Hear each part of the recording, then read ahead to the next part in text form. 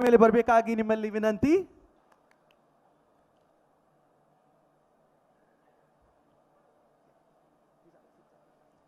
So we have sustainable driving in Namma Bengaluru. Yeah. So I am absolutely delighted to invite our beloved panelists.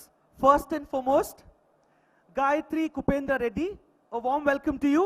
Founder Foundation and now Venture Studio and director at RGA Infra. She brings a vital intersection of commercial real estate, deep tech, climate investment and urban revitalization.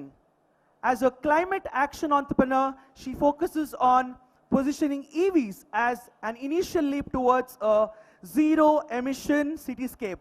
Can we all give a huge round of applause to Gayatri ma'am? Warm welcome to you.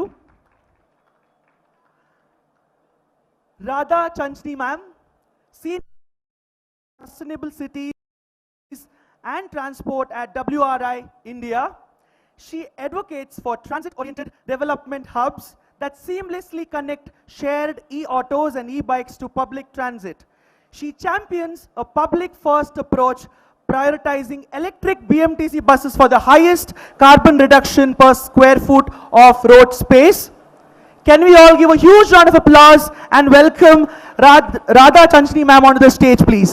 A warm welcome to you. Our last panelist, Mr. Chandra Nataraja, sir, a warm welcome to you. Co-founder and CEO of X-Traffic Intelligent Transportation Systems and Urban Mobility Solutions. He also heads CSR communications and donations for the Bangalore Kidney Foundation. Can we all give a huge round of applause and welcome Mr.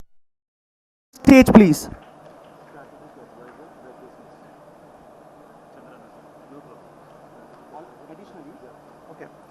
He's also the strategic advisor at Requestmas. A warm welcome to you, sir. Well, we are all set for this very interesting topic, which is sustainable driving in Namma Bengaluru, EVs for, and it's my honor to hand it over to our beloved moderator, Mr. Prakash Belavadi, sir. Can we all give a huge round of applause?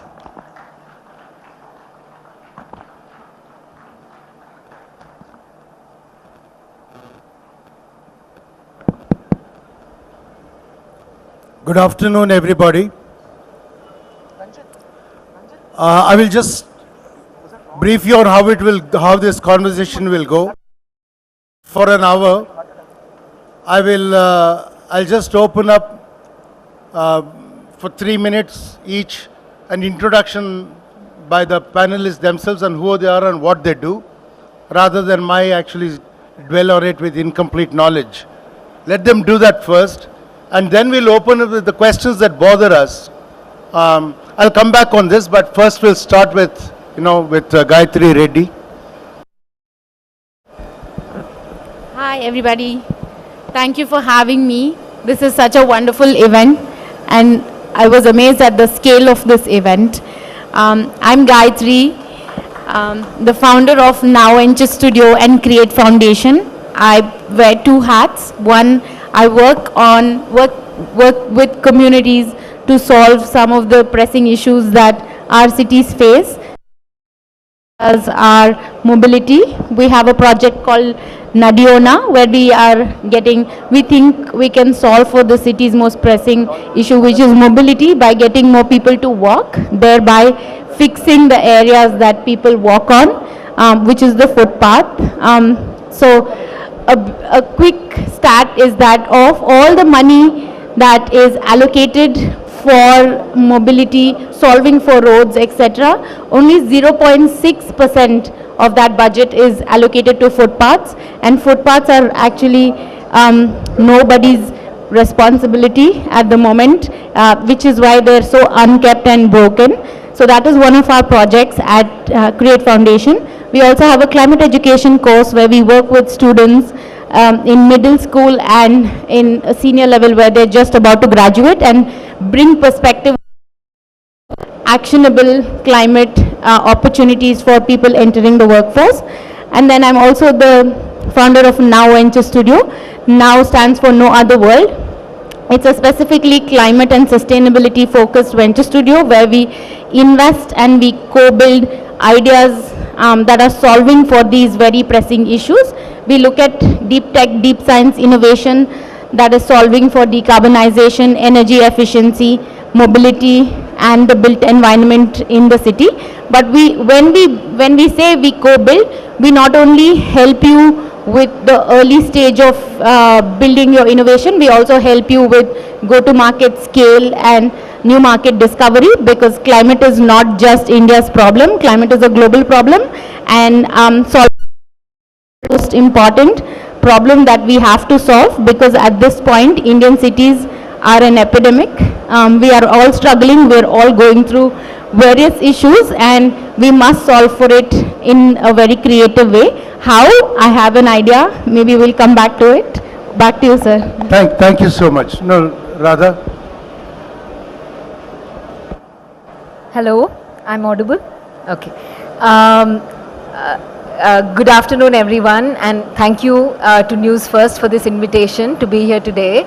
I'm an urban planner designer by training, and I work at WRI India with the Sustainable Cities and Transport Program. My recent work in Bangalore has focused on issues of land use transport integration, resource efficiency and climate resilience as well. However, WRI India has been present and working in Bangalore since 15 years now, 2010-2011, and a very core focus of our work in green mobility. Right from sort of safe, resilient, inclusive streets to a public transport first approach, so something that prioritizes walking and cycling and public transport, last mile connectivity to public transport and mass transit, as well as, there's been the longest engagement with BMTC, and yeah, we've also supported them with creating a strategic roadmap for electrifying the BMTC fleet, as well as quite a to rickshaw fleets and things like so on and so forth. So yeah, green mobility is very fundamental to what WRI does in Bangalore. Thank you, Radha. Natarajan Avare.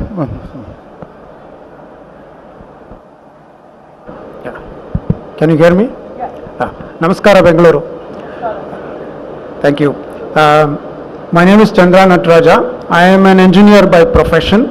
I have been in the automotive field throughout my life. I started with a company called Robert Bosch. Probably all of you know this company, doing development for all types of automotive applications. Did that for more than 30 years, and now I consult a few companies, and I am also on the board of a company called Requisimus India, where we specialize in development of software and hardware for mainly automotive applications, and in specific for electric vehicles. And what I would like to bring as an experience that I want to share with you as common users of electric vehicles is something that I would like to do it as part of the panel discussion. Thank you so much. Thank you, panelists. So let me just speak briefly on how confusing and complex the issues that are there, when we are dealing with an idea of sustainable driving or sustainable mobility. They're completely different. The first thing is that who should be driving? Because I'm saying the fewer people drive and the more people can move because of those fewer people driving is a better solution than everybody driving, So we need to find a way to see whether EV can fix this idea of moving people rather than facilitating individual drivers to drive fancier vehicles and feel good about it. The second thing is, why should there be so much need to drive? if you built your schools and colleges and offices and factories close to the places where people actually dwell, maybe they can walk to work, and why should they drive? Or if they're slightly longer distance than that, maybe they can take an EV buggy or an EV two-wheeler to work, that is something to look at. And the third thing I want to say is that we should be very careful about offering solutions or dwelling at great length with great intensity on something that is going to become irrelevant or obsolete in a couple of years maybe. See, we have been talking about this idea that in India, for the last 25 years I've been hearing this, 150 million people will move in the next decade to cities it started with. Now we are saying 350 million people will move to cities by 2047. We could very well land up with a situation where 350 million will move out of cities in the future. When you're encountered with this double whammy of climate change on the one side and with a slew of 16 completely transformative technologies on the other side, maybe your need to dwell in cities or congregate in urban spaces for work may change. The nature and idea of work may change. This thing that we've had for 250 or 300 years of somebody getting up in the morning, going to work, I think that idea is meeting its sunset hour now, I don't think schools and colleges will be having so many classrooms with so many students stuffed into those rooms anymore. Because you can get maybe an AI platform that can, 3 years ago, Khan Amiga, 3 years to the date practically, the Salcam's Academy, Khan Academy in the US, they came out with this platform called Khan Amigo, which could service unique clients, students if you want. What happens is that each of them could be taught a different lesson. The server can handle it, and maybe in multiple languages. Today it will be exponentially bigger than what happened 3 years ago. That is the rate at which it is growing. So in the future, whether people will go to colleges, you'll need school buses, you'll need transport buses to factories, everything is going to change. The lower level jobs, I'm really scared that government workers in Bangalore will suddenly be confronted with this idea that the jobs don't exist anymore. You can put machines doing that assembly work somewhere in Bidar or some hot climate where land is cheap, where robots can work, no maternity leave, no sick leave, no human rights, 3 shifts continuously they'll work. Look, we have to look at all these new things. And I'm saying because it should be so open-ended, I'm begging the panelists permission to jump in every now and then to just bring it and cover as much ground as possible. I'll start with Chandra Nataraja Avaru, because he's been in the heart of this automotive industry, and it is important that he addresses it because he has seen a Bangalore that had 4 million people on one time. It has 15 million people now, and he's seen what has happened close by. He's watched this, from the heart of industry, and a company like Myco Bosch that time, So I'm going to ask him, in the light of the kind of things I just mentioned, what do you see? What do you envisage as a future, specifically in these terms I'm saying? What kind of technologies will survive? Will personal vehicles be the future? Will mass vehicles like, EV buses, will they be the future? Maybe apartment complexes in the future will be mandated to have, say, vehicles of different sizes. Maybe for a population of 50 apartments, you'll need to have maybe 10 vehicles. Maybe it will be mandated, just like you must handle your own garbage in the apartment. It may happen in the future. We have to look at all this. I know the government is very slow to change, but in India, suddenly one government comes and in 5 years, Indians completely transform the way they operate. And I think no greater example is there in front of us than UPI, for instance. The India stack is one such. And Supreme Court scathing comments about RERA means RERA needs to change, you know.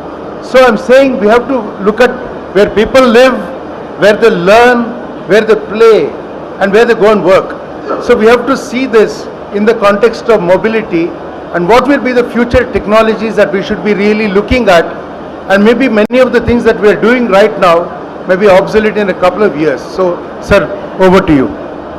Thank you very much, sir. I'll address this in two parts. I'll come to the EV part of it a little bit later. So let's look at the first part, which is the decongestion part in our mobility and or public transport. So as you said, there are several schemes that we can think of, and of course implementing that is another set. Like you said, where there is higher congestion of population, like that is in large apartment complexes, there can definitely be a multimodal way where you can transport apartment complex into the metros or bus stops or any other mass transport system. This is there in many other countries as we speak. So it's only a matter of time till we analyze that and till we get to a solution to that part. Having said that, with the current type of transport systems available, which is the normal IC engines or petrol engines or diesel engines, there we can get to a slow transformation into electric vehicles for two reasons. Of course, one is the electric vehicles are easier and cheaper to operate. Second thing is they require low maintenance, and as everybody knows, the pollution effect caused by electric vehicles are roughly 40% less than normal engine driven or internal combustion driven vehicles. So if I put these two together, what does it transform to? One, for small distance transport, like you do have today small distance transport, but if you slowly replace that with smaller electric vehicles, then that could be a very good opportunity as well as a chance for us to reduce the pollution and also make it more economical for people to go in those type of vehicles. The second thing is when it comes to personal transport, because we in India and especially in bigger cities, we are very much used to personal transport. If I have a vehicle, I need to drive it. This is the mindset. And then there is a second part, two-wheeler population. Now there is a greater adaptation of two-wheelers into electric vehicles. We have seen a lot of companies and entrepreneurs coming into the two-wheeler market. There the public has to realize that owning a two-wheeler has its own advantage, but there are certain myths to it. I'll come to that myths later on, but to just address the question that you have posed just now, to decongest, to depollute and all these things, one of the options, there are quite a few of them, one of the option is to have a grid model where you can decongest from the high population areas and move people around. So that's where your point comes in very valid, where you need a couple of drivers only. You don't need everybody to drive. So you can have just a fleet and a few people are driving it, and maybe, I'm just putting it with a caveat, if you have driverless vehicles. You have driverless vehicles in the metro today. So of course that is well regulated, but these type of vehicles which go only from high congested areas into the mass pickup areas, you could have driverless vehicles. So it's a far off thought, but it is not impossible. So I leave it at this juncture for the others to handle it. Thank you, sir. Thank you for being so succinct and eloquent with this. Radha, I want to ask you, see, there is a morality around around interventions. For instance, to create electric vehicles for Bangalore, to relieve Bangalore of pollution, you may have to generate electricity somewhere, you burn bad coal somewhere, and you're going to pollute that area. And you know this thing about polluter pays, that principle, with climate change is going to become harder and harder to ignore, you know. So whether you can have a better life at the cost of life in the countryside on the one side. The other thing is there's a kind of casual insanity in the public as well, you know. I would have thought 25 years ago, air pollution would have been the biggest political issue in Delhi. Okay, you know, I can see some noises are being made now, but this was a problem for a long time. And how come identity politics was bigger than this, you know? It does not matter what caste, what religion, what political party, what gender you are. Bad air is going to damage you. You know, at one time there was a statistic that 62% of pollution in India was indoor air pollution. And we know whether you can rely on the accuracy of the reports, the tendency, you know, that there is a great deal of contribution from personal vehicles and vehicles generally to air pollution in the cities. So I know that WRI actually works in a 360-degree idea on this. If you look at global practices from which you can learn, what do you think the future, what would you recommend? That's what I would ask. Thank you so much, Mr. Bellavadi. Let me start by saying this. A few years back, WRI India supported BBMP and C40 cities to prepare Bangalore's first ever climate action and resilience plan. And when, as part of the study and the plan, the evidence shows that, so we also did a first time ever comprehensive greenhouse gas emissions inventory and all of that. So the evidence shows that the transportation sector in Bangalore is the largest contributor to air pollution and the second largest to GHG emissions. And so basically, I mean, there's a very strong argument and case, you know, for the EV transition, particularly from the localized air pollution perspective. I'll come to your second point, the larger point later. And not just transitioning to cleaner, greener, you know, sort of modes of transport, but also more efficient and equitable modes of transport. You know, so equitable in terms and efficient in terms of cost, in terms of space as well as cost. Yeah, what I wanted to say is that, I mean, we know in Bangalore, I mean, last winter itself, I mean, we're nowhere as bad as some of the other Indian cities, but consistently there were periods where the air quality index read above 150, considered unhealthy. And that is at a higher atmospheric level. And it's an average sort of a reading. But at the street level, at, you know, at the breathing level, your exposure to toxic air, which is extremely hazardous, is several times more, you know, and definitely and also disproportionate.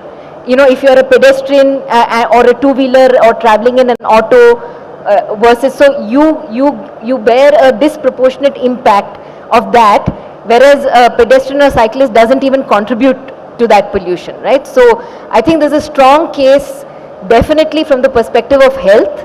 And you know, in terms of moving towards healthier, more livable cities, there's a strong case for moving the EV transition.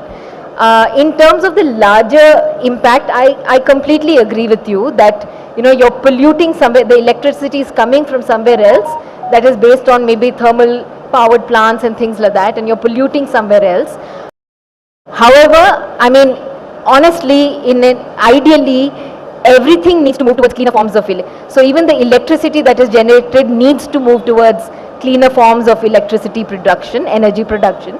And there are central and state goals now towards low carbon economic growth, and you know, there are goals and targets that the national level as well as state as well as cities are sort of placing on that, so it has to move in that direction, absolutely. I would, yeah, the point that I wanted to make is, so air pollution definitely, but this EV vehicles are going to occupy the same amount of road space, right? So you're not really solving for a daily frustration that is traffic congestion. As per 2018 figures, the social cost of traffic congestion in Bangalore was 38,000 crores, which is about 5% of the city's GDP. So if you truly want to reclaim quality of life and time and improve productivity for the city, then I mean, there is no other go other than sort of moving towards cleaner, greener vehicles, but also enabling the shift towards efficient shared modes, and walking, cycling and public transport. I mean, that is the long-term solution. I will come back to a connected point on how we go about this, but after. Thank you. I think you make a very compelling case for cleaner energy as well, So, see, the reason I'm actually giving this backgrounder kind of approach is because we can't operate in silos anymore. You can't say, I'm going to manufacture vehicles because there's a market for vehicles. Because the world is not going to work like that anymore, because we realize we live in a connected world and we have to be responsible with what we are doing at every level, of the market we connect with. And specifically, you please feel free to add anything you want to say to it also. But I'm saying we have a problem with the data. We all should acknowledge, ನಾನು 10 ವರ್ಷದಿಂದ ನಾವು 4,000 tons of garbage, solid waste. Who did that study? We don't know. Okay, we just keep quoting each other. We need a data clearing house. We need somebody who can monitor the air, who can monitor, soil health, water health, sewage water, running water health, lake water, tank water health. We need a mechanism in the city to do it that, and maybe that is a very good place for the private enterprise to step in. There is a very compelling case for electric vehicles, as but rather so well rated it to us. But I'm saying, what is that market? Is it like I said, personal vehicle, or it should be another kind of vehicle? And driverless vehicles.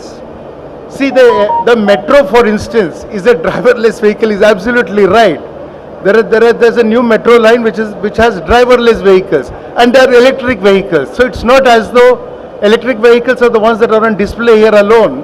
There are many kinds of electric vehicles. And my own prediction is that in the next 5 years, all these Flipkart, Amazon boys will lose their jobs, and it will be drones coming through your windows and delivering it. It's going to happen because they'll actually notify the rules for drones to operate. You'll just see it. They have to only go such a distance. All that will happen, and you'll have drone nodes in every locality. That will happen, and those jobs will suddenly go. So what I'm asking is, there may be a very good role not just for NGOs or interested institutional interventionists like WRI. There may be a role for private enterprise, for profit-making private enterprise also, to step in, to do. Look, if you can't measure it, you cannot manage it. We should be able to measure what is happening. We should show that an intervention with a certain set of use, let's say you get a factory or to have so many vehicles, and you can demonstrate that pollution came down by a certain level, or health issues came. If we could do that, I think you will make a very compelling case for business to be seen in better light by the consumer, because right now the consumer needs to have trust. Now they're looking at how nice the vehicles look practically, I think, but I think they should see further, and for that they need data. Is it possible for private entrepreneurship and institutions like yours to step in and facilitate this kind of interface between government and the public? Thank you, sir. That's a very, very interesting question. And I get this question a lot, because when I launched the Venture Studio and I said my aim is to support entrepreneurs solving for climate and sustainability, people came to me and said, but Gayatri, what is happening in climate? How can you solve for it? Because it's such a, we see it as such a large problem, But when you actually break it down, there are only three ways to look at it. One, we have finite resources, and those resources in certain areas are overshot. So that those are opportunities in that is where we can say how do we adapt, meaning where can we find alternatives to these resources we have overshot. And the most beautiful example is this very EV summit we are at, right? Because we have realized we will run out of fuels in the future, and we had to still commute as people living in these systems, that is cities. And in order to solve for it, we came up with, hey, we need an alternative mode of energy to sort of navigate this system. And EV is literally, we have done half the work, meaning the innovation has happened. We now have products. Maybe like a couple years ago we would have one EV car. Today we have brands that have put up stalls here, and we can see this, right? So half the work is done. The other half is that we need to get people to start adopting them, and we need to, and policies are already supporting. India's going to be, India's already signed the net zero by 2070, agreement, Paris agreement. So that basically means we have no choice but to transition. And the fear today with EV is that there is not enough infrastructure to charge, there is not enough infrastructure to commute long drives, but that's coming up. That's like such a small issue. So one is, where have we overshot and how do we see opportunities as entrepreneurs in that area? Then the next is, where is adaptation, right? There are some industries that require transitioning of the workforce. India is a very largely populated country, and we need to take all the people working in, say, industries in manufacturing, example manufacturing, and we need to transition them into greener industries. But it can't be like, hey, I bought a new machine, start working on it, right? You need to upskill people, you need to do a lot in that area. So again, opportunity lies in green transitioning, and it can work for every industry. Every industry is evolving today, every industry is looking at it, and they are doing their small part today, but then it will amount to a lot in the next 5 years. For example, about 2 decades ago, was electric vehicle a possibility? I don't know, it looked like a really hard problem, but today it's a reality, and what we need is this, people to start using it, so we can get more and more people to buy it, so the vehicles can get cheaper, the infrastructure can be built faster, and we all have to get in it. And the last most important opportunity today in climate is the availability of data. Look at where we are sitting, this city that we are in, there is where we have all of this innovation that we are building, and the ecosystem around it that is being supported because of this very innovation. We have investors, we have government doing its role, we have innovators, entrepreneurs, academia, everyone bringing all of these perspectives to what we are doing. What we now need is to look at a city like a lab, right? Like a living lab, because we can't say, hey, Bangalore is already built, right? It is already built, but we are still adding infrastructure on a macro level, roads, flyovers, level, on a personal level. We are building homes, we are moving cities. So there's a lot of movement, and it's a living system. So living system needs a more dynamic innovation way of solving for it. And if you were to build a vaccine for COVID, they'll create like a panel of people, they'll create an area, they put some funding in it, and people worked on it, and we had a vaccine. So Bangalore's that system, city specific innovation district, where we can come together as ecosystem, solve for it, and then allow for implementation. And then once we have done it, we take it out of Bangalore city to other cities, because this living lab can literally, we are building software for the world. How hard is it for Bangalore city to build solutions for the world? I don't see it as an idealistic solution, what I'm proposing, I think it's very much a reality. The ecosystem exists. We just need everyone to come together. Thank you. See, she's in the middle, she's brought up the technology question. See, I'll tell you this. See, as a consumer, for me, if I have a vehicle, hybrid vehicle, I don't have to charge it. I chose the vehicle because I don't have to charge it. When it's running, it charges itself. That's the vehicle. But I won't tell the brand. I don't want to promote it. They've not given me any money.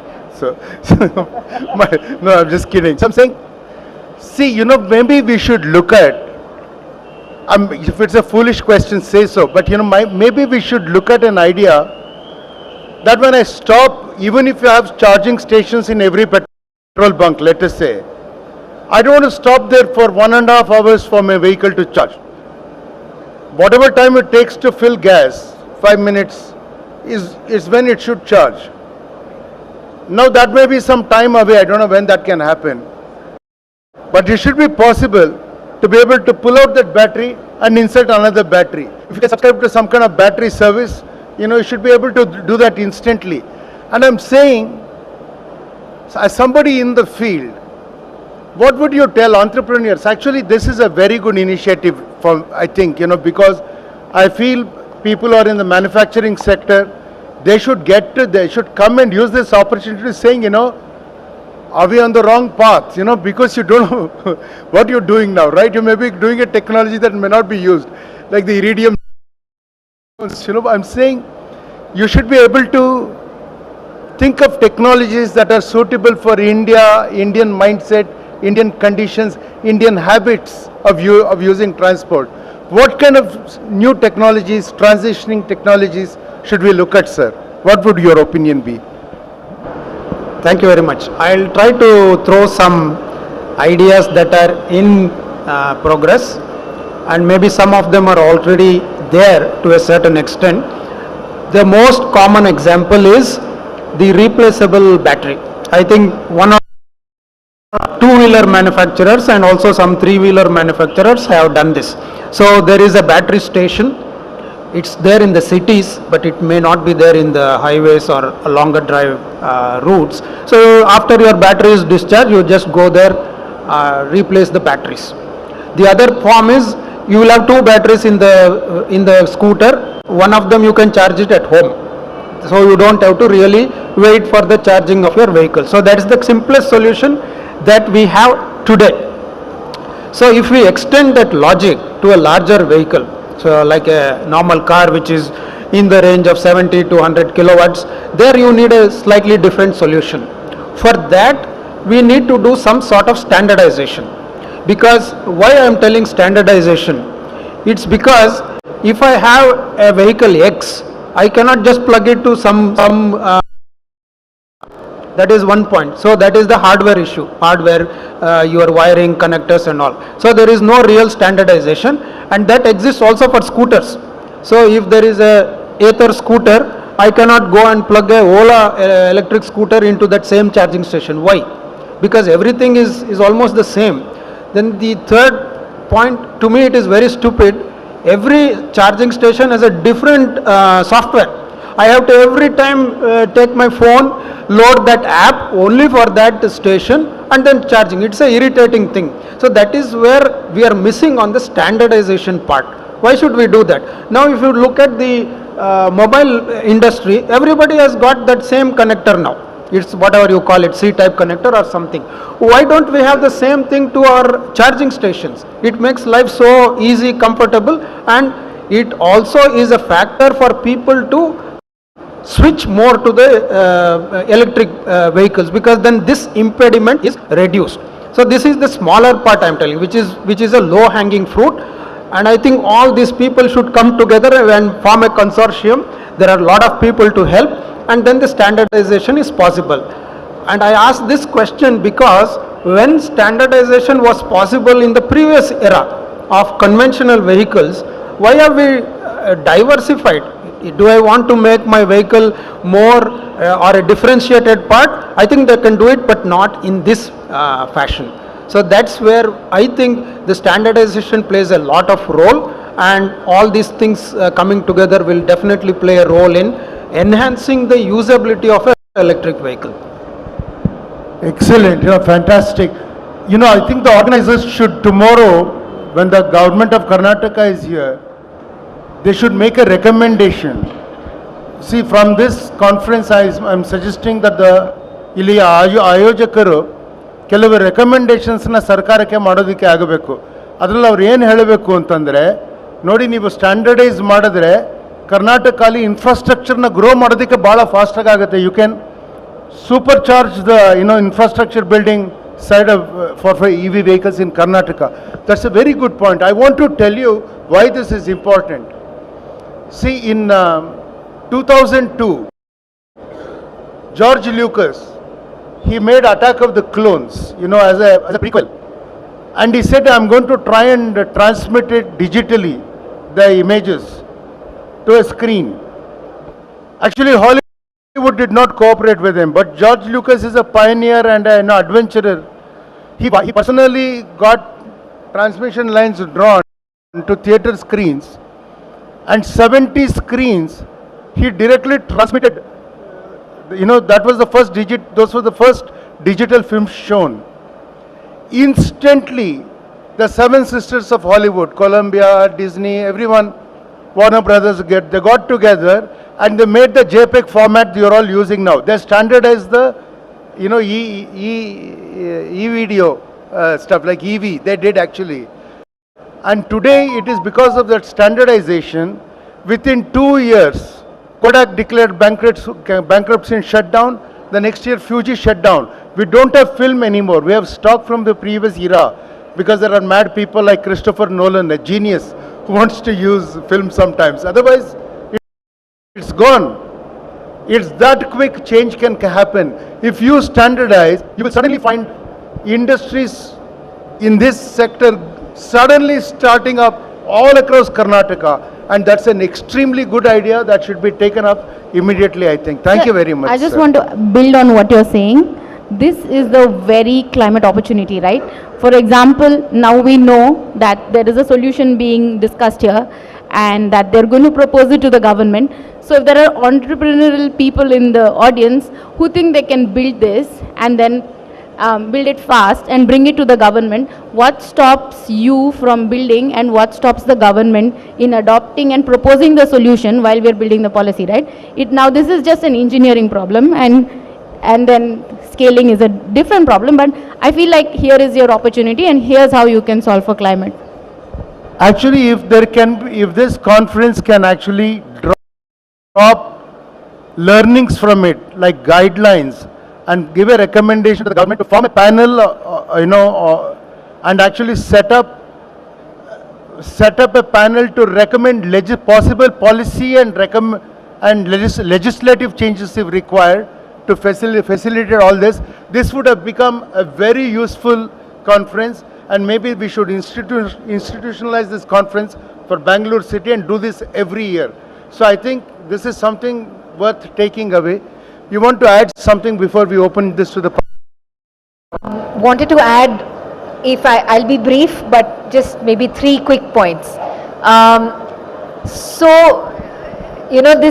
This sort of vision of what sustainable mobility would look like for the city, what it would mean to people, is basically goes to the heart, is a core component of land use, transport, integrated planning, or what we call transit oriented development, or even the 15-minute city concept.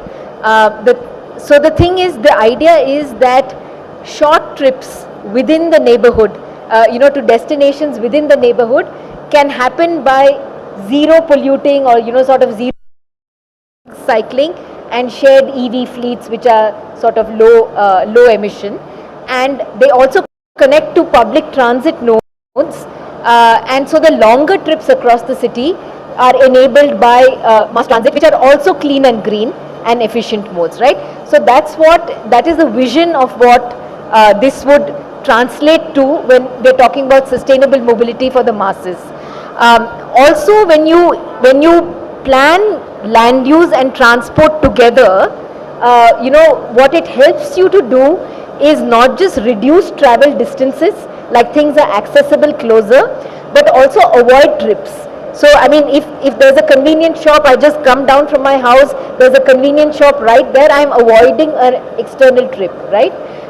And so the basics of the fundamental, I think there's no escaping, going back to the fundamentals of land use transport. So that's one point that I wanted to make. So therefore the important metric is not just how many EV vehicles were sold or registered in the city, but how many kilometers of travel were electrified, right? So when you're counting not just personal vehicles, but the thousands of kilometers by shared mass transport vehicles, that is an important metric for the city.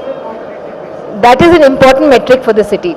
And you're right, in the future, things are going to change. Maybe there is going to be a lot more work from home, certain jobs will disappear, and so be it. But whatever trips, that happen should happen through sort of cleaner, greener, efficient modes. That's the idea.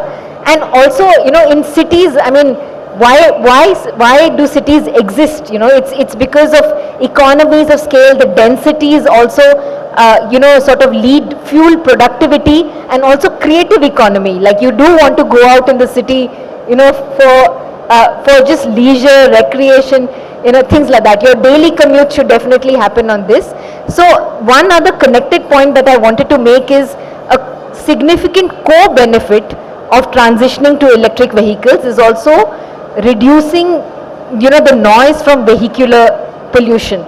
And I sincerely hope that it is far more difficult to tamper with and install shrill illegal horns in electric vehicles. Honestly, peeve of mine, because just the unnecessary honking and loud noise has crossed my threshold at least. And when you incentivize the right set of incentives and disincentives, so the city can create not just low emission zones, but also low decibel zones. You start with maybe, high streets or commercial hubs in the city, but ideally you would want to take this pedestrian friendly, traffic calmed and also senses calmed, to hospitals, to schools, and to honestly every neighborhood in the city where people live. So that's a significant benefit of air pollution, but also reducing noise pollution in the city. And I'll end with just saying that, WRI India has worked on several initiatives with partners and stakeholders, some of them to bridge this last mile connectivity gap to public transport or metro and things like that, through innovation challenges, something called, the Station Access and Mobility Challenge. So innovation challenges that leverage behavioral science as well as tech solutions, working with tech entrepreneurs to bridge the last mile connectivity gap. We've also run campaigns called Personal to Public. So it's a campaign that nudges commuters to leave their personal vehicles behind and shift to public transport at least twice a week. So it's called P2P, with a focus on large employment hubs. So we've started with that. So when the metro line was opening in Whitefield and then it was connecting Electronic City, so we worked with sort of employment and economic hubs in Whitefield and Orca and LCR to sort of enable this shift to these modes. And yeah, I mean also with BMTC, since the last 5 years, we've supported them with a strategic roadmap for electrifying their bus fleet, also with auto rickshaws. So there has been a program where called LEAP. It's basically low emission access to public transport, where women drivers were trained to ride e-autos and bridge the last mile, from certain stations. So pilots were launched in Indranagar, Yelchanahalli, but essentially it is also in gender inclusive mobility, right? Jobs to women as well as safe mobility to women commuters. And yeah, there are lots of guides on this EV transition for shared EV fleets. So just wanted to add that. Yeah. Thank you, Radha. Then I think we have time for maybe 2 or 3 questions. Please keep the questions really brief and say who it's addressed to, and that person will answer. And if somebody has to add, one of the panelists wants to add to that answer, they will do it. Okay? So if there are any questions.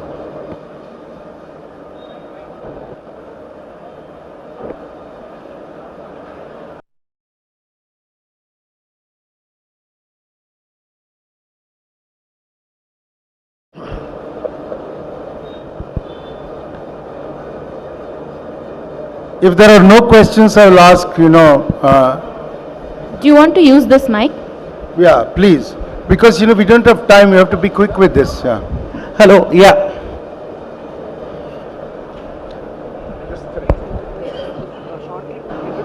You started late in preparation. Good evening, everyone. This is Dr. Sanjay Gupta. I'm a NRI who's struggling to.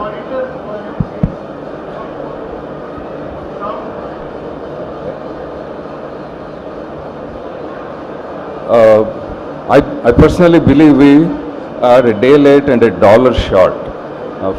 15 years ago, can you hear me now? Hello? Better. Okay. Aaytu, sir.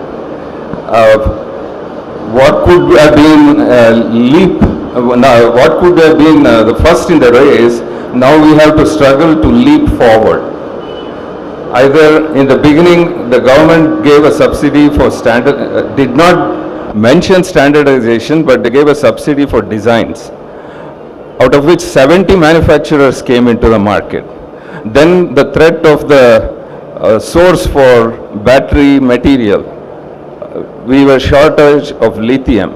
Then the China came in again. Now the components are all manufactured in China. We are only assembling it. On one end, I'm a professor, I'm moving the students through the technology advancements. On the other end, we are not catching up, we are not being supported, or the government is too lethargic. Suddenly the industry is handicapped. Sir, would you respond to that briefly? It should have been a question, but I don't know how to phrase It's okay, it. it's okay. I have a follow-up question on that. Yes.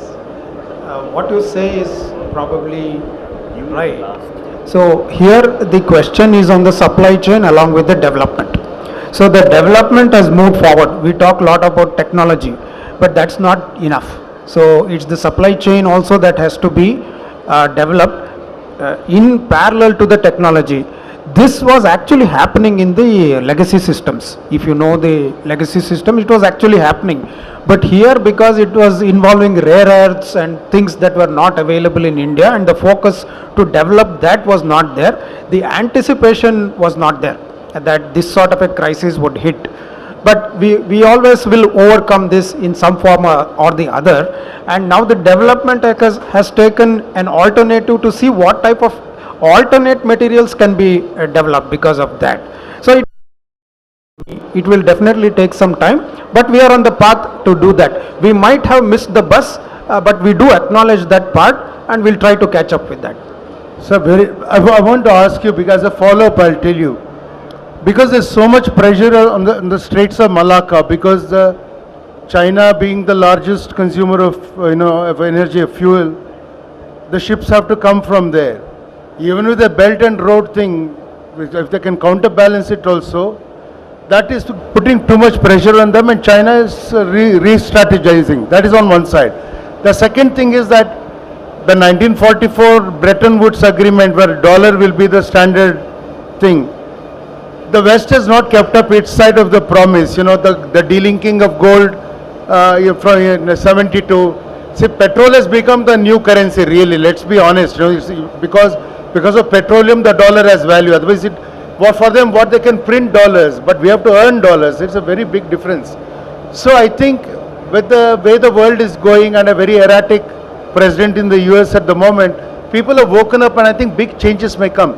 So my question to you, sir, is that maybe it's time, instead of actually lamenting about what happened, India can look at for big change, that we will be free of the dollar hegemony on the one side, and our tension with China will ease to a large extent if China doesn't have to use the Straits of Malacca, because we are also arming those islands close to there, and stuff like that. I'm saying these tensions are there because of our energy, needs. So I think, what changes you think are happening in terms of creating clean energy in India? I know that we are rapidly progressing. We have beaten the targets that we had promised on some accounts. So just can give us an update on that, sir. It'd be useful. Yeah. On a very high level, as I said earlier itself, we are trying to see what are the elements that can be developed newly for the batteries. One. Second is whether the battery life and also the per kilowatt per kg can be improved. And the third point is about the recycling itself. Actually, we have not spoken on that part at all. It's a thing that will hit us somewhere in 10 years of time. So the recycling part is something that we have to look at, and along with that we have to see how not just recycling doesn't mean just throwing it away. Recycling means just using it over and over again, and that's something if we can do now, we can certainly reduce our dependency to that much extent on our dependency on the rare earth. The third point is we are having rare earths in India. There is exploration going on. It does take its time, and we are also slowly reducing our dependency on the Chinese imported rare earths. There are African mines. We are trying to do that, and that's how all these trade talks that you are hearing. So there is a tremendous amount of energy and effort being invested in the EV area and especially battery areas. So I wouldn't go too much into the depth, but it's all a matter of time, that I would say.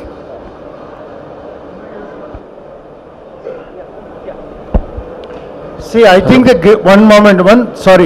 This is a great challenge from that you should anticipate that will happen in the future.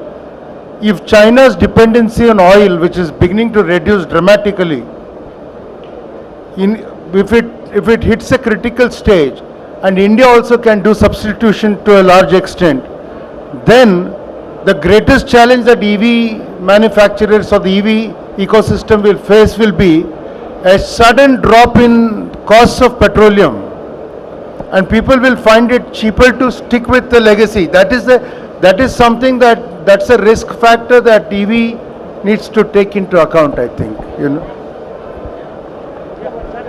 Just adding to this conversation, this whole FTA, mother of all deals, right? That's a very interesting proposition that has come up, because there are these economies, which is Europe, that has already transitioned into becoming green economies, and they now have the knowledge and the know-how to sort of enable that. And while we can, this FTA will be a way where we can understand and adapt that knowledge that they already have, but they will also look at us as one market with so many consumers, and one market where they can scale. Because even though we are saying Europe one large market, it's really not. It's a fragmented market with different languages and different governance. India is different, where we have one large market and largely single regulations for certain adoptions. So that's the exchange that is happening. So I'm very optimistic at to say that the pace at which EV infrastructure, the other 50% that we need to do, will happen much faster than the whole innovation itself happened. Hello, my name is Satya. I work for a corporate and fintech company. Thank you, Belwadi sir, and thank you for all the panelists. Very insightful discussion. My question is around, sir, you touched based on the recycling as well. So my question is management, and we do currently have a lot of challenges around it, just even excluding the EV part. But in the next 10 to 12 years, how does that look in terms of the challenges that we have? And even if the EV market grows about 20-30% from now on, what would be the role of the government, the communities, like on the industry, to ensure that we have enough to have that sustainable waste management in the coming days? So on the technology side, it's mainly for the battery recycling and replacement. So there are technologies that are being developed where the percentage of recycling will be very, very high. So especially the copper part and all the other metallic parts that are there. So that's one major thing that many of the battery development companies are working. So if I just give you a very big thumb rule, let's say the percentage of copper is roughly about 20 to 30%. That portion of the copper can be easily recycled and reused. So the reuse is the major part that we are talking about. And as regards to the recycling of the non-reusable parts, so there is a challenge of how to come up with disposable methodologies to dispose of these non-reusable parts. And on one side, as I earlier said, the idea is to put in as much as reusable parts inside the battery and also into the whole system as such. And I forgot to mention one thing with the other gentleman had asked. It's also the copper that is playing a vital role other than the rare earths that are required. And in future, copper will be in great demand. For one thing, the electric vehicles definitely require much more copper than conventional vehicles. So on the last part, I had forgotten to mention that copper is also a big player to be looked into. Coming back to the recycling part itself, mainly some of the plastics that are to be used can be recycled, can be reused. So some technologies are being explored, it has to be developed. So the amount of reuse will be reduced, or the recycling will be reduced, the amount of reuse will be increased. So there are different players working on it, and you will have to just wait for these developments to take shape in a few years. And as I said earlier, the necessity is the mother of invention. So there will be a solutions. We Indians are very good at it. So we work very well when there is a crisis only. When everything is fine, we are also fine. So this is the mantra, where let the crisis hit, we will scale up our efforts. So that's all I want to say on that.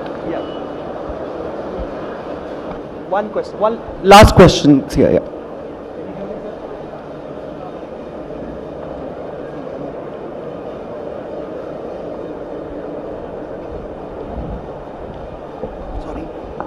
Can you hear me? Thank you, Prakash Velivadi sir, and all the panelists. It was a very interesting discussion. I just had one point. There was a topic on the universal charging port, right? So there is something called as already CCS2. So it is in the four-wheeler industry, there is an already universal charging system which is available. I think most of the industry we are having that charging station. But I understand, yeah, two-wheeler charging system is yet to be developed. That is one point I just wanted to confirm that CCS2 is already available at most of the charging outlets which is available. And my other point was related to the public charging, public infrastructure for EVs. So we are talking only about buses and metros mostly, but I feel even the smaller or the medium segment in between the bus or the auto, I think that EV vehicles or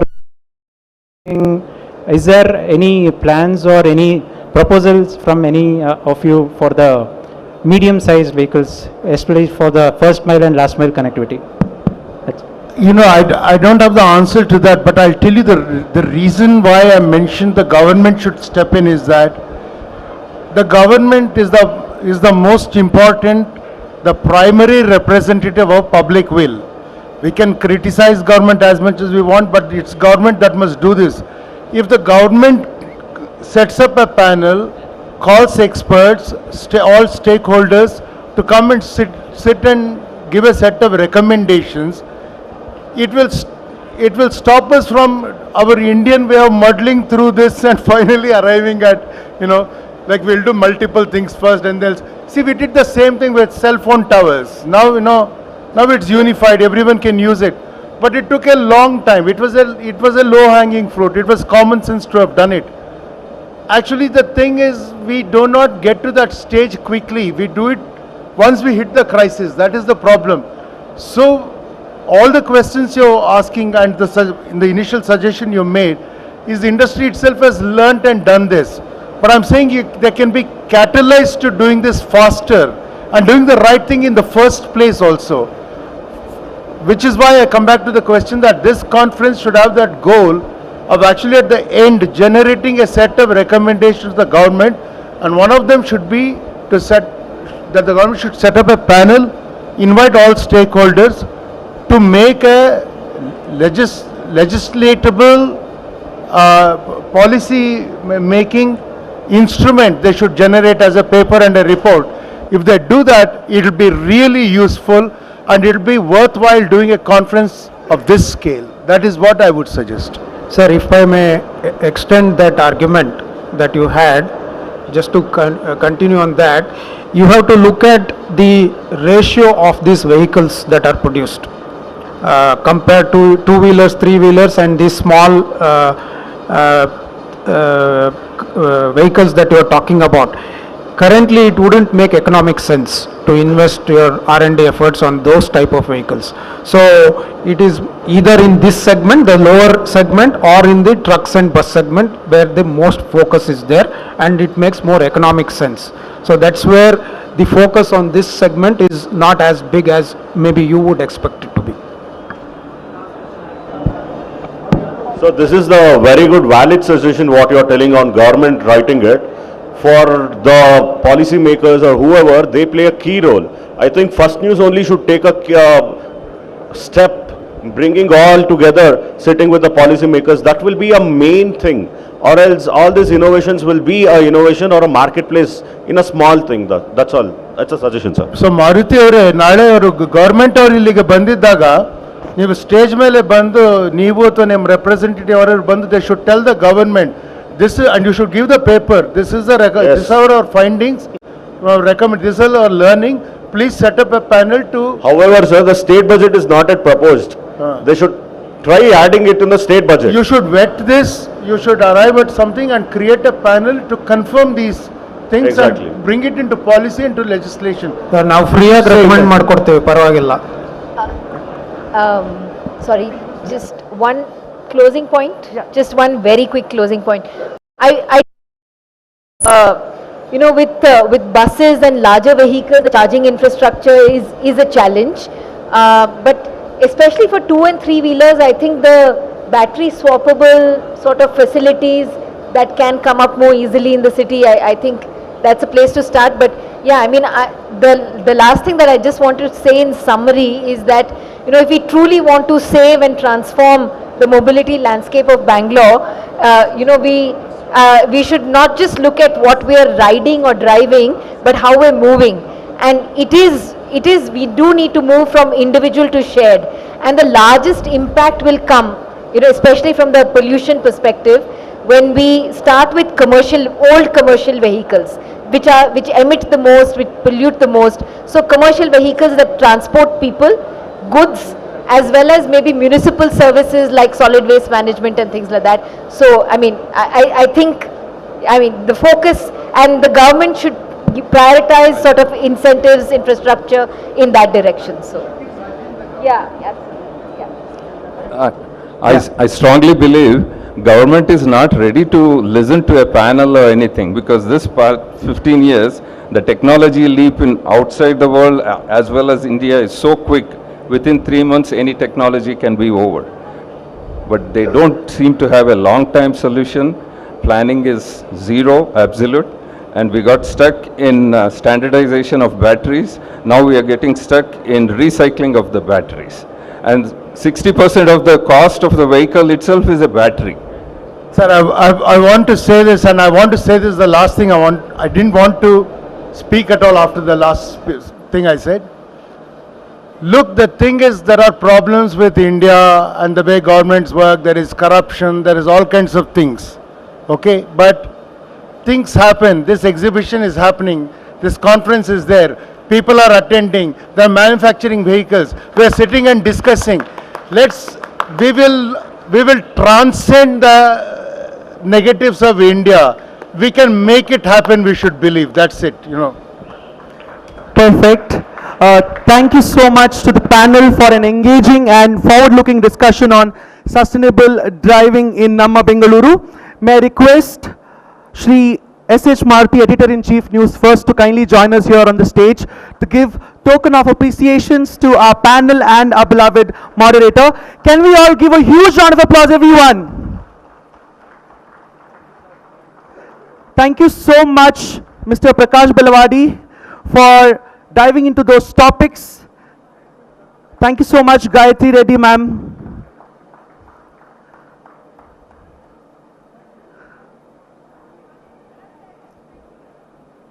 Thank you so much, Radha Chanchani, ma'am.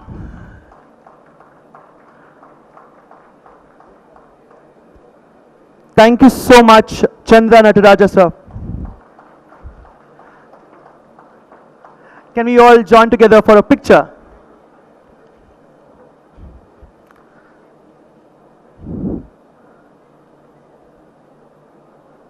Thank you so much, everyone. We are on the day 2 of Karnataka's largest EV Expo, EVready, an eco-friendly initiative by Newsfirst, supported by the Ministry of Heavy Industries, Government of India, presented by Tata EV, Tata Motors, Commercial Vehicles, co-presented by Mahindra Last Mile Mobility, super powered by Ashok Leyland Switch, powered by Kia Motors, MG Motors India, EIM Energy in Motion.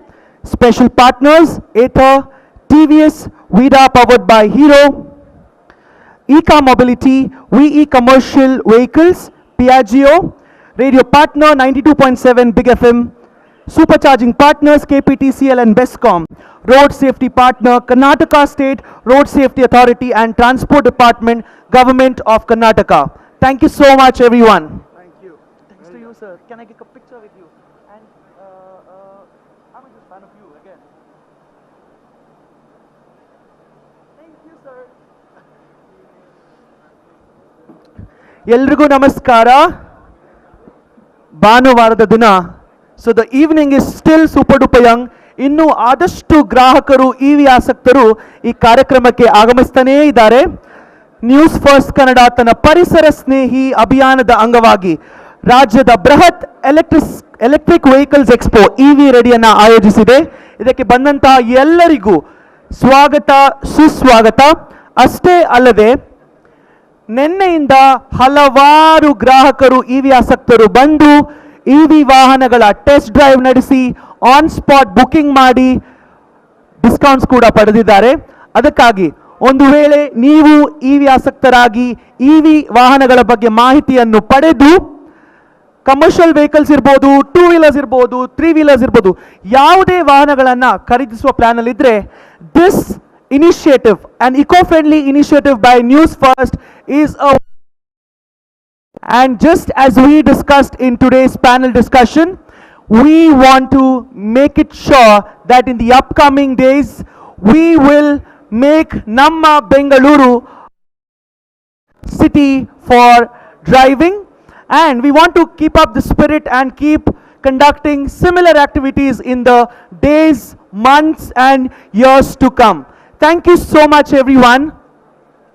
Well, so we are going to have a very interesting day. Students, entrepreneurs and EV enthusiasts